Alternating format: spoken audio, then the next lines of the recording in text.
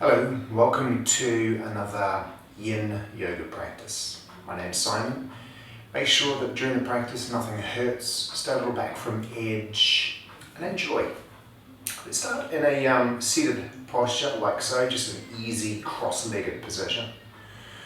Just close your eyes for a few moments, just feel the body centering itself, feel the ground underneath the sitting bones pushing down, lengthening the spine. Make sure that your breathing is a nice, relaxed breath throughout. There's never any need to hold the breath as well. Okay, and then let's start off with a type of cross-legged position. So what we're going to do is we're going to take one leg over, if you can, to the other side of the knee. Yeah. If that is really difficult, you might try it with the other leg straight. Just take the leg over like so.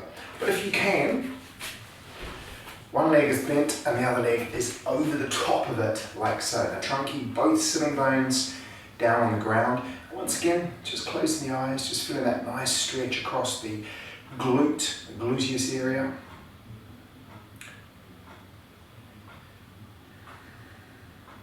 Each of these postures we're going to hold for a little while. Remember that you can always come out of a posture if you need to earlier. You don't have to hold it for the entire length of time that I'm holding it. Feel that nice stretch across the glute, across the side of the thigh.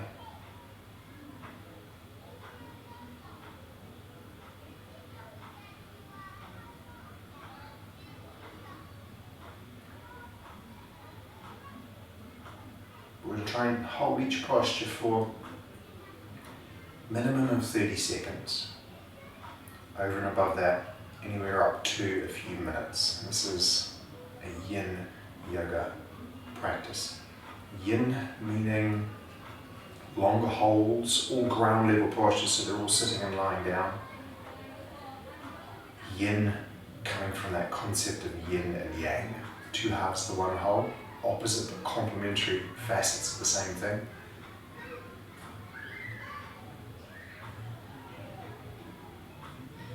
And then gently let's release that. And of course, we do the other side. So switching legs now. Same thing again, you can have one leg straight, or if you're okay with having that first knee bent, taking the other leg over.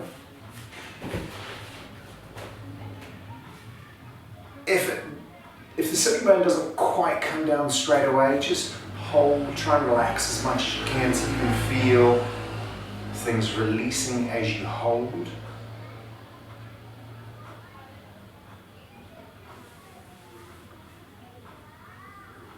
Closing the eyes whenever you can, giving you a little bit of an advantage in tuning in, connecting mind, body.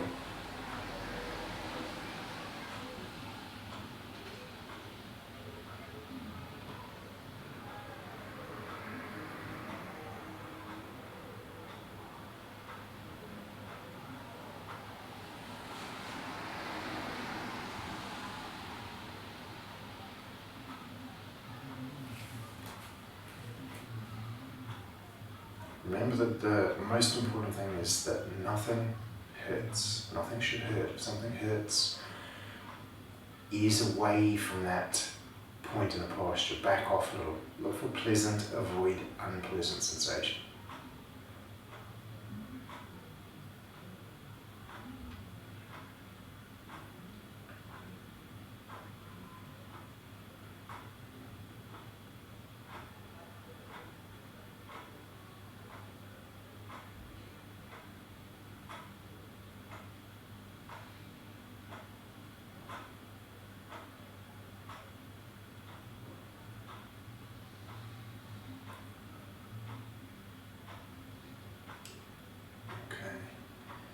Slowly, let's just ease that foot off again. What we're going to do is we're going to roll onto our front into the Sphinx. And You have choices here. You can either stay in the shape, the snake shape, or you can progress it by taking the elbows off the floor. I wouldn't do that straight away. I'd give it a few moments first. Some of you may decide that this is a little bit too intense with the elbow under the shoulder, in which case just move the elbows and the hands a little bit further forwards. If it all gets a bit much, you can always just rest your head on your hands and lie a little bit flatter. For those of you who want to progress this, start by taking the hands a little bit further out in front, lifting the elbows, you see how that feels. It's a squeeze in the lower back, compression, cobra, bhujangasana. And then perhaps working a little bit further inwards with the hands, lifting a little bit higher up. Find a place where you can hold it. You can always progress it as you move through this posture and bring the hands closer along the way. But don't rush. There isn't a rush.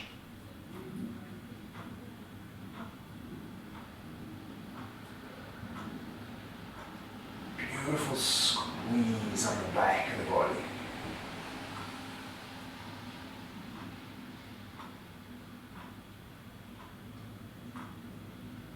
Nice stretch in the front of the body as well. So I'm going to come a little bit closer than that. Now that it's been held for a short while, moving the hands a little bit further in, getting a stronger squeeze in the lower back.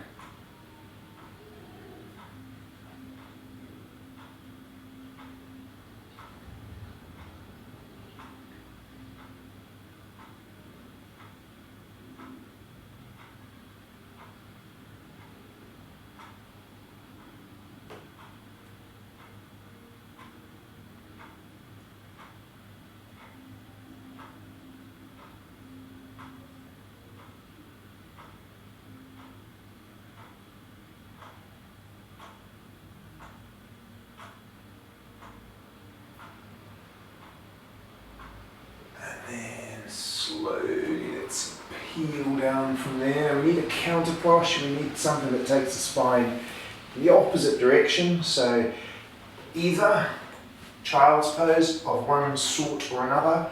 You can have the knees apart, you can have the knees together. You can have the arms stretching forwards or the arms down beside you. Maybe the head reaches the floor, maybe it doesn't. Another alternative, you could just lie on your back, hug your knees into your ribs. I'm going to transition from this version of it into a more classical child's pose with the head on the floor, hands down beside the feet.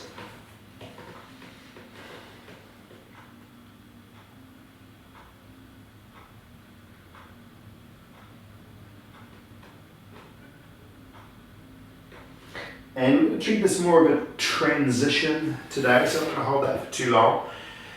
Having bent the body backwards, let's now bend it forwards. So I suggest having the feet and the knees slightly apart, probably about the width of your foot apart. Knees bent, at least to start off with.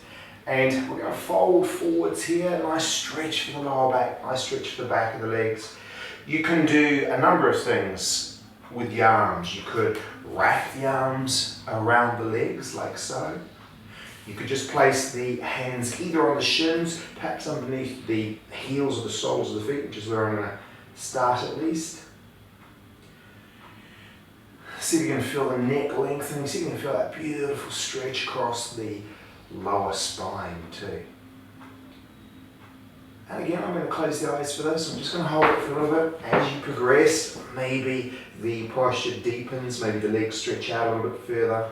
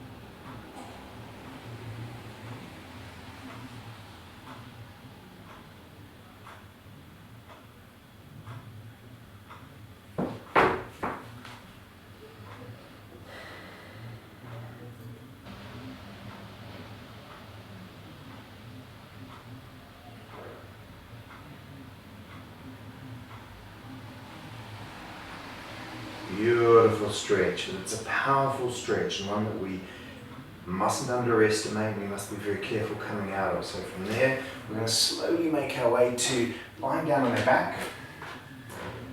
I would just hug the knees into the body straight away. And then stretch the legs out along the floor. Just observe, see how things feel.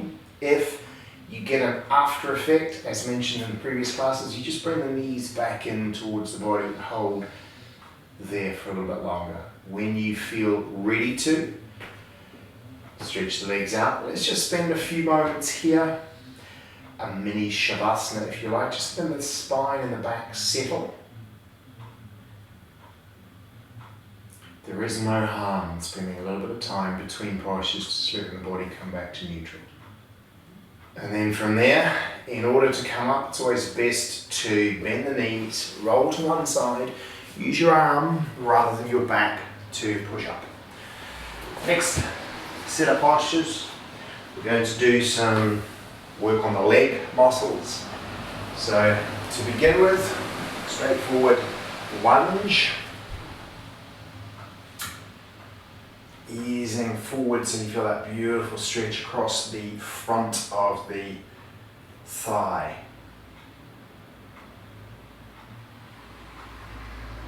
Find your balance. The best way to find balance is to choose something to focus your visual attention on. Keep your eyes fixed on that spot. That prevents you from losing your balance. Now we're going to do 3 postures. We're going to do this lunge, then we're going to do a little stretch for the back of the thigh, and then we're going to move it into a split. The split is called Matsyasana in Sanskrit.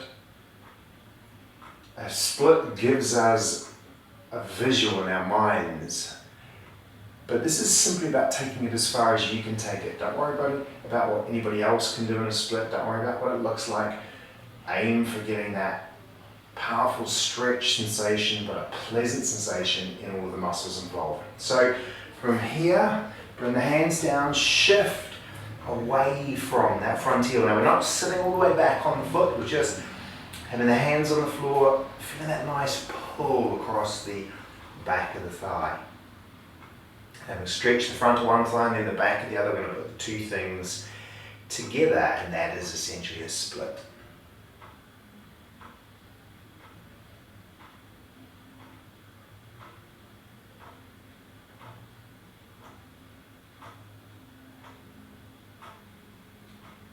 So from here, best approach is to go back to the lunge, grab hold of the front foot, lift it a little bit further forwards, tuck the toes of the back foot, and then just shuffle that back leg as far back as you can comfortably. Find a place where we can just hold this for a little bit. You're not putting too much weight on the hands, fingertips.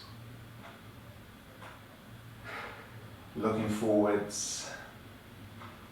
Close the eyes. Closing the eyes straight away, that just brings me a little bit more into the posture and what I'm feeling. Blocking out the visual distractions.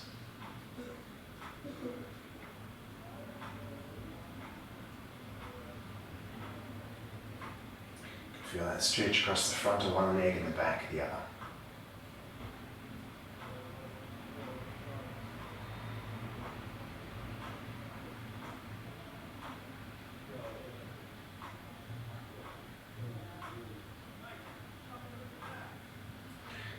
In order to come out of this, you do the same thing in reverse. So we tuck the toes of the back foot, shuffle that knee a little bit further forwards. Try not to hop. It's not jumping, it is just shifting the knee and bringing it down, tucking the toes again, shifting the knee, bringing it down, until you're close enough that you can simply switch legs. Okay? So taking your time, sinking into that lunge on the other leg now. First of all, feeling that powerful stretch at the top of the thigh. Beautiful stretch here.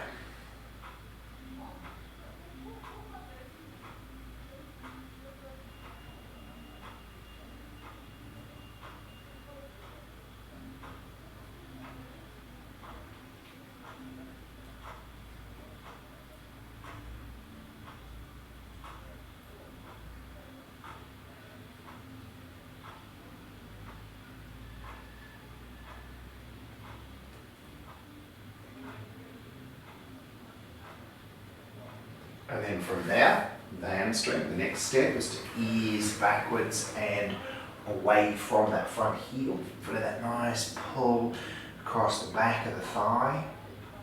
So kind of move around a little bit, just change the angle, see if you can shift the area of the muscle that you feel the stretching.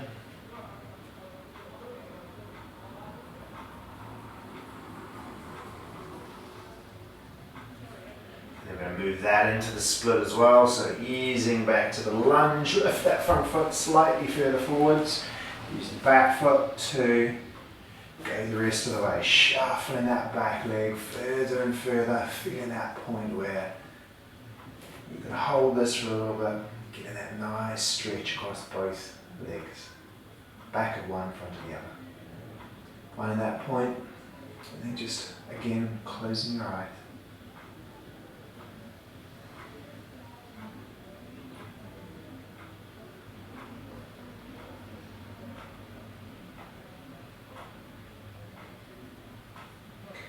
I feel that this posture is one that takes a little bit of getting used to. Like I say, we have a psychological, visual interpretation of what it entails.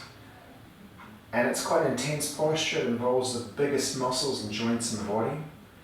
It can be quite intense and perhaps a little uncomfortable to start, but my experience is the more you practice it, the nicer it feels, the more you miss it when you don't do it for a while.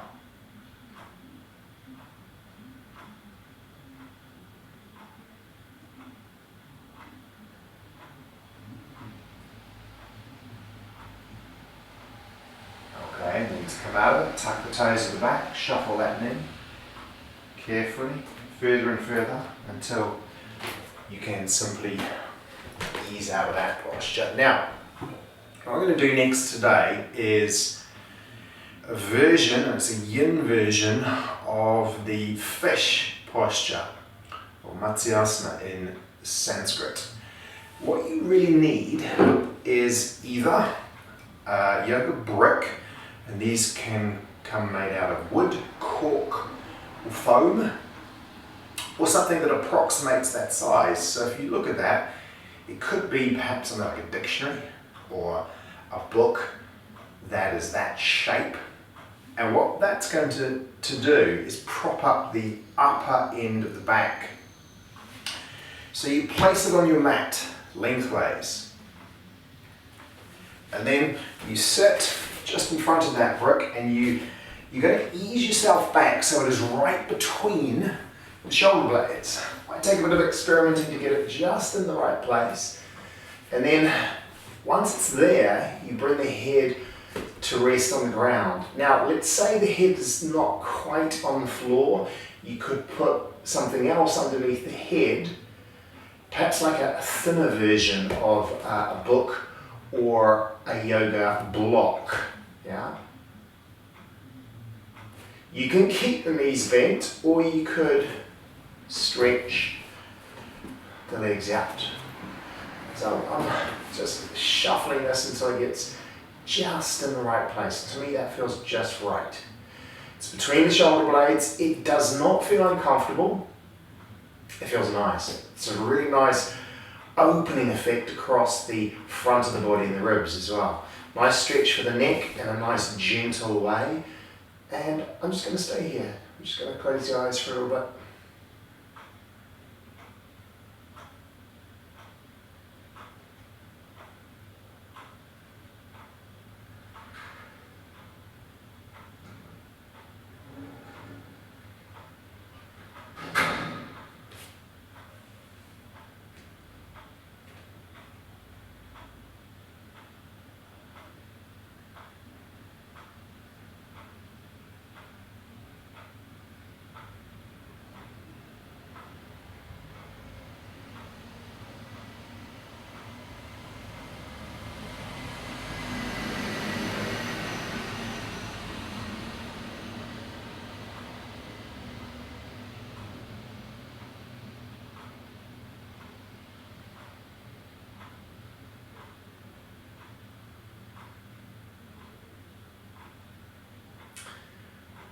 what I would suggest, if you're following along with me, you're practicing along with this video, and if you find a posture that feels really nice and you want to hold it longer, then carry on holding it. You don't have to hold something for as long as I do, but you're also welcome to hold it for even longer. So remember, you can always just keep holding and reverse it back and bring that video back to where it was before to continue once you're ready to. Hold these postures as long as you like, there is no limit. If it feels nice, perhaps you might want to keep doing that posture. Stay in that posture for a little bit longer. Now, the best approach, the best way of coming out of this is if the knees are not already bent anyway, bend them. I would avoid trying to lift the head off the ground. Your neck is very relaxed here. So what I would do is just shift the hips over a little bit and tip to one side off that brick, okay? And then if you can, let's move that brick or prop out of the way and just roll over onto your back again. And then tuck the chin down a little bit, just relax the neck. And you'll feel the spine flatten along the ground. We are in a perfect place now just to rest in Shavasana for a few moments. So that's what I'm going to do. It feels right, especially after that posture. The body's nice and neutral now. So I'm just going to close my eyes. You can do this along with me. I'm just going to hold this for a little bit. It's very rare you get even a few minutes where you need focus on nothing but your body relaxing. That is precious and valuable time. Enjoy it, make the most of it.